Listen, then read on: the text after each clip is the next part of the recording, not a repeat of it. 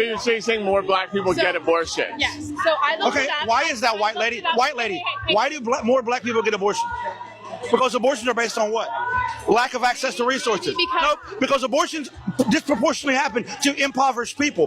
Why are black people more impoverished than white people? Because of white supremacy. So thank you for pointing out that people that have been forced into poverty through systemic racism of the last 200 years are forced to abort their baby more because of the lack of resources to be able to raise a baby. And then you, as a white lady, use that as your talking point to take the health care away from those same women that are suffering in those same impoverished neighborhoods because you don't want to acknowledge the white supremacy behind it all. This might be a hot take, but a lot of white people are not happy. There are 3 reasons for this. The first is that there is just a general idea of just hyper-individualism and hoarding of resources. A lot of them are extremely stingy, don't tip well, and also don't donate to local charities. They're very isolated, and what few friends they have, their connection is built upon shared bigotry, which is obviously not a strong connection. Number 2, a lot of white people feel a sense of emptiness. They have the job, the car, the career, the kids, the Bible, but they don't feel that sense of fulfillment. Men are the mental health problem in this country.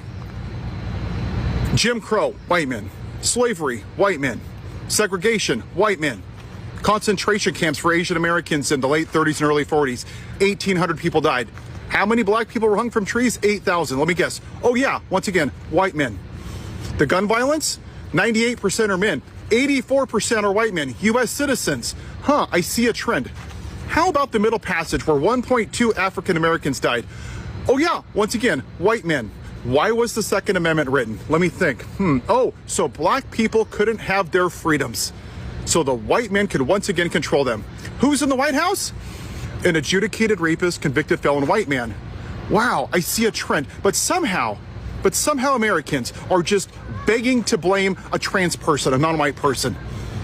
See, what happened to George Floyd is symbolic of what's happening in this country. The white man putting his knee on the neck of a non-white person and sitting there in broad daylight with the balls to say, who's going to stop me? And that's what we're seeing right now. So that's the question that we need to ask ourselves as a fucking country. Who's going to stop them? Because I'm just one person here. Now, I don't know about you, but I got friends and family that are sitting behind the white privilege, and I want nothing to do with them. Not because of who they are, because their lack of action. Martin Luther King said, history is going to remember not the people that did bad things, but the good people that stood by and did nothing. Because once again, the white man is hiding behind their privilege while everybody else is getting treated like absolute fucking garbage. Because it doesn't affect me. You don't even want to go on a general strike to stop fascism. Oh, I can't work. Oh, I got a job. White man is the mental health crisis in the United States of America. It has been since day one. Whiteness before this app goes kaput, specific to white people in America, which is kind of me. There are these conversations we have about imposter syndrome, you know, like, I have imposter syndrome, I have imposter syndrome. And for a white person, the reason that you and I have imposter syndrome is because we are imposters. To be born white in America is to be born a settler. Even if we don't own land, the cultural implications of colonization and the power structure means that we have a settler psyche. That's how our brain works. That's how we think. That's how we go. In the entirety of the sense of self, in whiteness, for white people, is a fabrication. It is a lie. It is pretenders. We are imposters. That's why we have imposter syndrome, because we are imposters. Why do you think white people, especially white men, me, why do you think we're so fragile? Why do you think we can't handle conflict? Why do you think we run away all the time? Why do you think It's because we have a fragile sense of self, a fragile ego, and we're fragile because we are trying to keep up this charade of being superior, which is a fucking lie. The irony of a superiority complex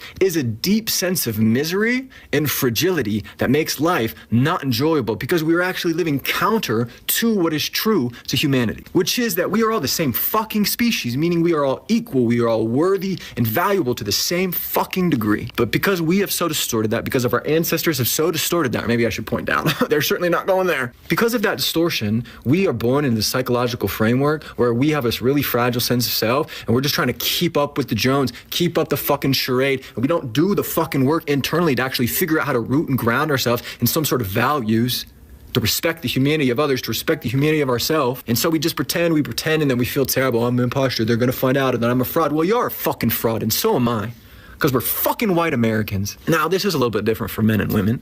There is an imposter syndrome that exists under patriarchy for women that I'll never understand. And so I'm just speaking to the white portion of this. But if you are white, even if you're a woman, it's a little bit different, obviously. But like white people in general, we are fucking imposters, man. And we gotta confront that and look at it dead in the mirror. Because do we want to be fragile forever? Do we just want to like not be able to deal and handle conflict forever? Do we want to do this bullshit right to comfort forever? And I'm looking myself in the mirror right now. This is what I realized this whole last year. I am a fraud. I am a fake. I am a pretender. That's who I have been. That's not who I need to continue to be. There's a better world. There's a better life. There's better relationships. But the longer we run away from this shit, the longer we fucking hide, where are we gonna get? We're never gonna be good community members. We're never gonna be able to practice actual revolutionary values. We're just gonna keep in the same fucking bullshit, distant, non-intimate, fake, imposter shit. We have imposter syndrome because we are imposters. America chose, and it chose white supremacy, fascism, and authoritarian rule. It chose the subjugation of women, gays, immigrants, in service of white supremacy, and in service of one man, really, because we've decided with this election to put one man outside the bounds of the rule of law. And it's going to be way worse this time, because you just rewarded a criminal conman grifter whose back was against the ropes and who's seen no repercussions for any of his criminal acts or acts of revenge against his perceived enemies. You've given him carte blanche to do whatever he wants. White people, let's talk about it. Let's talk about our violence, white violence. No more deflecting, no more blaming everything on everybody else. Let's confront ourselves. White people in America, our history is so extremely violent. And instead of confronting that, we continue to blame other people for the issues and the problems in this country, instead of just taking ownership of our part to play in everything, which is a huge part. Can we stop scapegoating other groups of people, please, and just look at ourselves? So I see, once again, we've had it put into our face that white folks, we are the problem. We're the problem. We're the problem. Our refusal to honestly deal with our history of hatred, racism, genocide is a problem. Our inability to see where the unhealthiness of our culture is the problem. Our inability to see how racism and Christianity all tied up in together is a problem, is the problem. And the biggest problem is that we do not see we are the problem. God bless. Racism devastates people from the global majority the most. Obviously, let's be really clear about that. But whiteness carries a cost for white people too. And I wish white people could get that into their heads. It shows up in how isolated we often are. In regions like the Northeast and Wales, over 90% of people are white British, and a third of white Britons say they have no friends from a global majority background. I mean, think about what that means. We are cut off from whole worlds of perspective, from different ways of thinking, problem solving, creativity, ideas, joy, humor, you name it. Instead of gaining resilience through difference, we stay small and we stay shallow and we cling to sameness, and I guess we call that normal. Whiteness looks like power, but it's really a cage. It cuts us off from the richness of life itself. Racism dehumanizes people of color, but it also diminishes white people.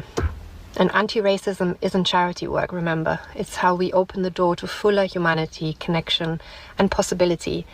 I mean, it would be great if we did this out of the goodness of our hearts and for the sake of justice. But if that feels like too much to ask, do it for selfish reasons. Do it because your life will be richer, deeper, funnier, and better if you do. Can we stop, for once, at least, maybe in our nation's history, stop trying to blame white on white crime on black people? Can we stop it for once, at least, please? Like, we all know, we all knew when Charlie Kirk was killed. We knew. We knew who this was going to be. We knew who the suspect was going to be, a young white man. We knew it. And yet, some people tried to spin this to say it was something else. And now threats are being lobbied against black students at universities. Black HBCUs are being threatened to be blown up. I think 4 of them had to shut down yesterday and today because they had to deal with bomb threats. It was never them. It's never been the black community. We always blame anybody else but ourselves. But the call is coming from inside the house. We are the problem. White on white crime, we are the problem. We have always been the problem. So let's, for once, stop trying to blame somebody else and look inward and try to address the actual problems that we are the ones creating upon ourselves. I cannot wait for the comments on this one, but white people, we're gross, and I just learned yet another reason why. So my 3-year-old son is in nursery school, right? And we got an email the other day that said that there was lice happening at the school. Gross. So I follow the links to like the CDC page on head lice, and I of course buy all the products and get the knit comb and all the things, and I'm studying the information on the CDC page when what to my wondering eyes should I come across but the little fun fact that African American communities experience less lice than white people. It just makes me think of what a nice compliment that is to the TikTok I saw the other day. Oh, I wish I could remember who created it, with the guy talking about how when the Europeans came here to the US, then, you know, Turtle Island, the indigenous people could smell them like football fields away, and they were like so repulsed that they begged them to bathe, and they taught them how to have appropriate levels of hygiene. And they say white people have no culture. It's in our blood. We're disgusting. You don't think white women have been conned to the most by patriarchy? Explain this.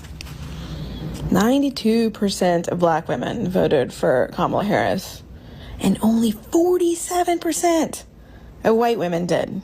So more than half of white women voted for a patriarchal rapist. Why? Because they were the most conned by patriarchy. Sure, patriarchy runs thick in all of us, and we all do have to deconstruct. But because of patriarchy's intersection with white supremacy, it hits different for white women. White women are told, yeah, white men might be the most powerful in society, but you can live in their houses. You can have access to the places where these men go, to the places where influence happens. You can just influence your husband to get the world that you want, because your husband will be the most powerful in this society. Patriarchy says, yeah, you have to submit to men. Men will always be higher than you, but you get to be higher than everyone else. And this is how patriarchy subtly convinces white women to help them enforce white supremacy culture. It says, yeah, you can't be at the top of the ladder, but we'll give you the second rung, higher than the rest of them. Patriarchy doesn't make the same promise to black women or to Latino women. It doesn't work so hard to con them because it knows that they're likely already sufficiently oppressed by white supremacy and likely capitalism too. Patriarchy does its best to get white women to buy into the idea of hierarchy. It needs us to, because if we didn't,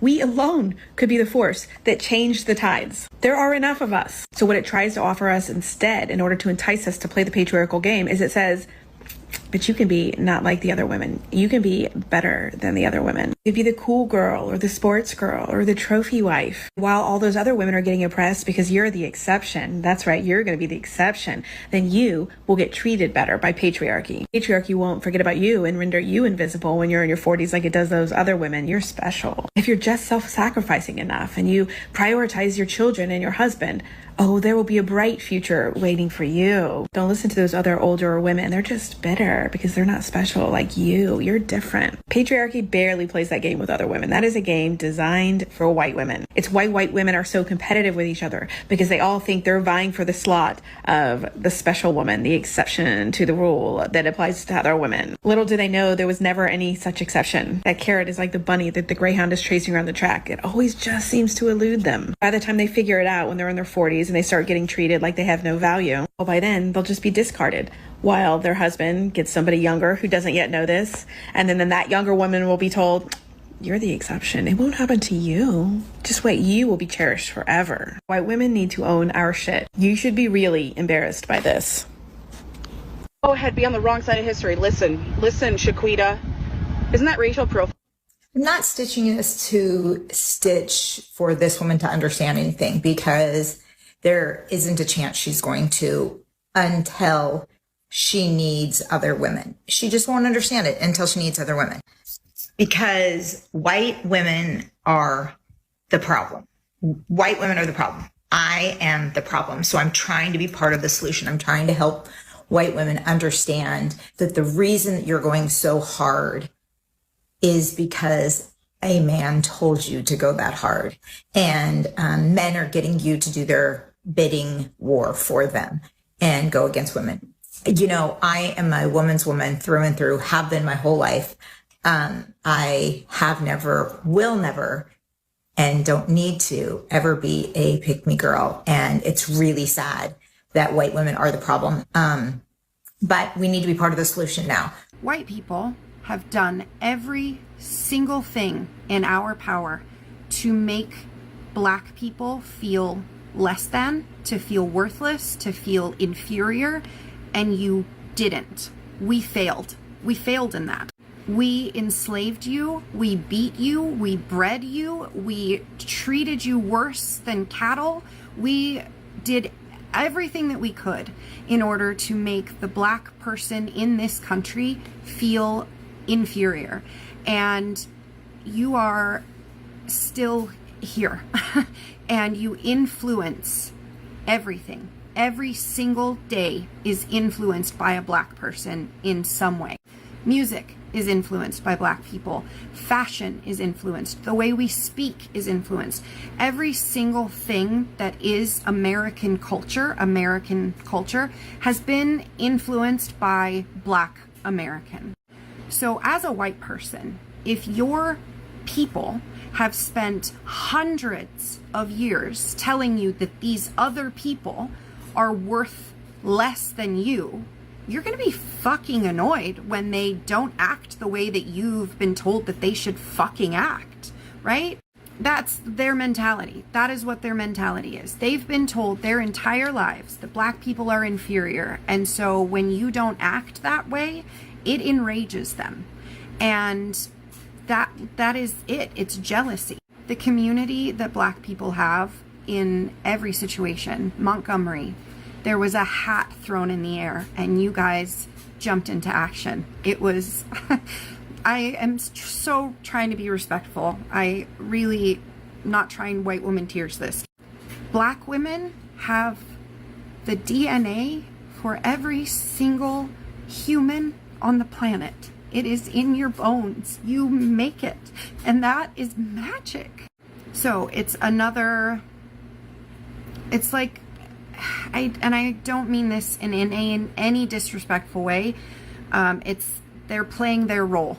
It's just like the heteronormative way of life, right? Like you're assumed straight until you come out, because that's what everybody does. Everybody does it. And so we all play our roles that we are assigned, but Black people in this country are not playing the role that was assigned to them in the mentality of white people.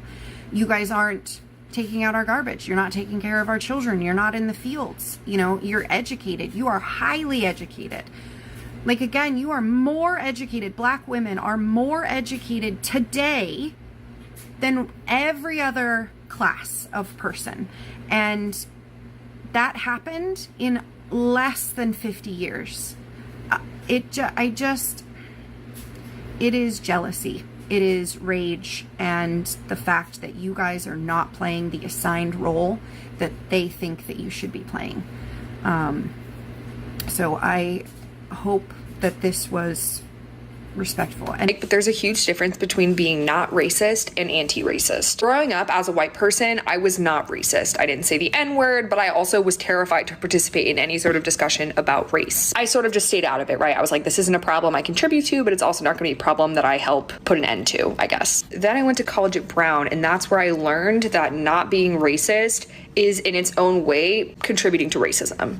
Because if you are too scared as a white person to call out the racism of other people or to critically examine your own biases, especially your implicit ones, that is still a contributing factor to the problem. And that's why I now make the content that I do, because I'm thinking back to all of these things that I heard as a child, and I'm seeing my entire life in a new light. Like, wow, this family was quite racist, this friend was racist, all these things that the people I went to high school with that they did, sort of critically examining it as well as my own biases. So if you are someone who continues to insist that you're not racist, you're probably contributing to the problem.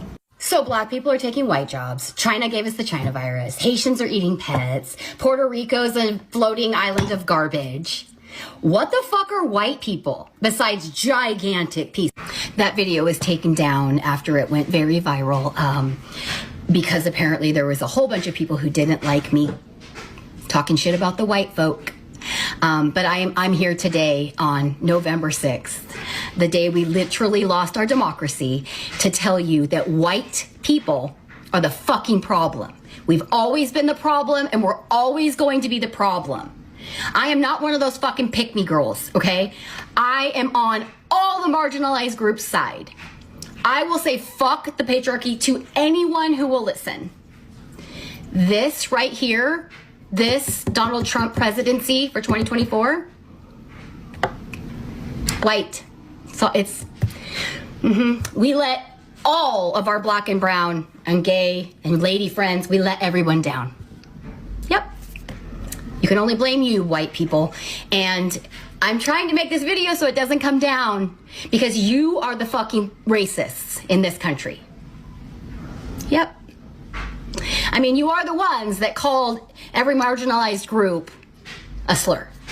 Not the other side. Have the fucking day you deserve. Thank you for watching those clips, and now let's dive into the main topic.